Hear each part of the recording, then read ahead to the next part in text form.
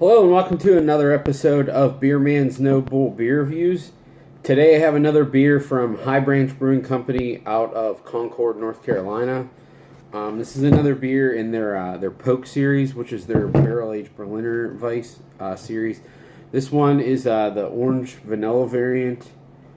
The description on the back says, Poke is our interpretation of a historical Berliner Weiss. We utilize a no-boil method of brewing while simply heating the wort to near boiling temperature to sterilize it. This beer is then fermented with a mixed culture for 3 to 6 months and aged on vanilla beans in a blend of mandarin, navel, and blood oranges.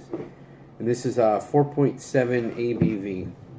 So I'm excited to crack this open. I have not had this variant. I think this is the first time that he made it. So it sounded like an aggressive pop when I opened it, but it didn't gush, which is good. And I actually have, usually even if I haven't had these, I hear some, thoughts about it from local people, but I haven't heard anyone talk about this, so I'm really curious to see how this is going to be. The last Poke bottle that he released, the blueberry one in Calvados barrels, was amazing, so I'm hoping that this is up there with that. As you can see, it pours a cloudy golden color with about a finger's worth of a fluffy head.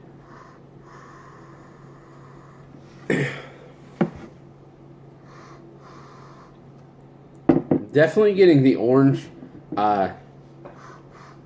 It's very citrusy. It kind of almost reminds me of like McDonald's orange drink, but at the same time, it has like an underlaying of some nice minerality and Brett character.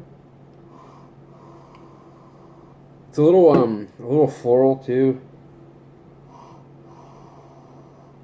It kind of reminds me of, I think I did a review of it. There's one brewery in Pittsburgh called Insurrection Ale Works.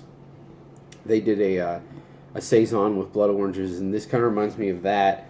But this is a little more complex and funky on the nose. I will say I'm getting a hint of something that is like I'm perceived as being sweet, but I don't know if that's actually the vanilla or what. We'll see.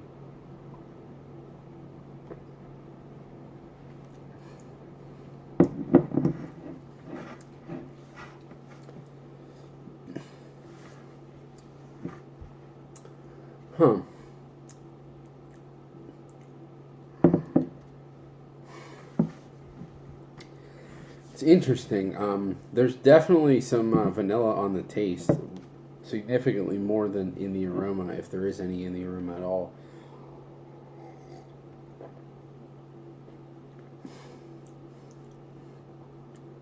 It's like the foretaste is kind of it's just you taste the vanilla and you get a wash of like general tartness, and then you get a little orange in the background, and then it finishes with like even more vanilla and a little bit of a grainy character.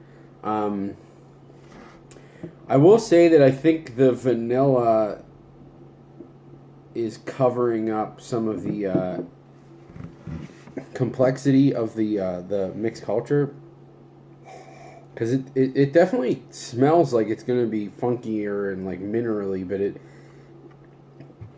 really doesn't taste like that, and I'm guessing that's because of the vanilla is covering it up.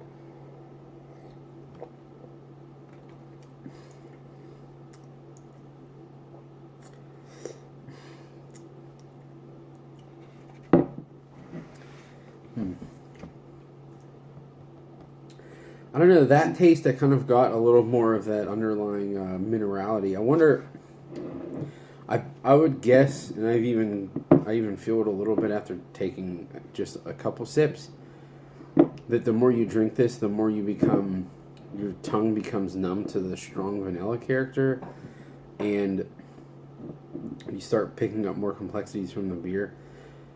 I will say that I am generally not like the biggest vanilla fan, so someone who likes vanilla a lot, they might think that the vanilla in this is almost hardly detectable. I don't know. But for me, it's pretty prominent. It's not over the top where I'm like, ooh, I don't like it. It definitely doesn't taste artificial either, so I mean that's good.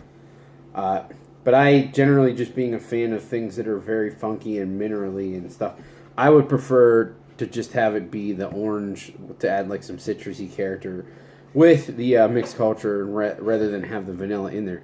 But it does create an interesting experience, and especially for people who like vanilla and wild ales at the same time, I think you would really like this. And I give it props for being unique for sure.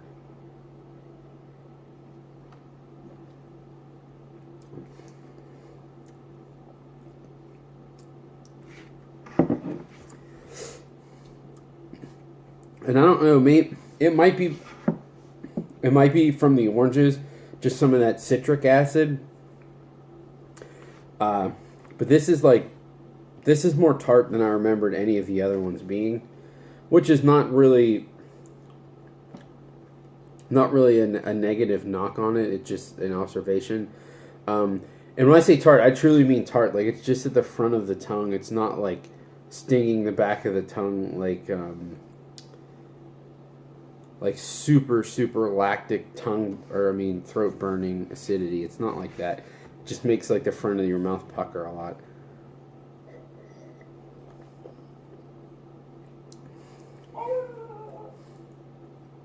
Um,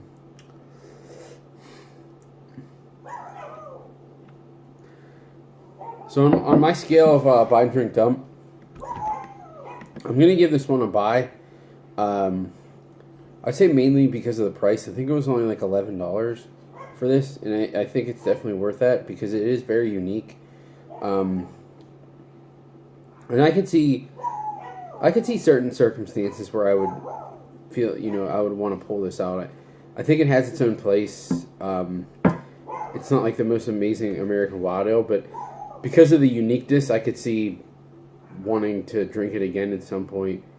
It's not like if I just had another random American wild ale that I just wasn't a huge fan of because it just wasn't that special compared to like other similar things, then I wouldn't say that I would buy it again. But this is still pretty good, and it is unique, so I could see a reason for buying this again. So I'm going to give this one a buy. It's pretty tasty, and if you like American wild ales and pretty tart stuff and vanilla, I would definitely give this a try because you probably like this a lot. But I think that's all I got in this one. Please like, comment, subscribe. Let me know what you think, and I look forward to doing the next one. Thanks.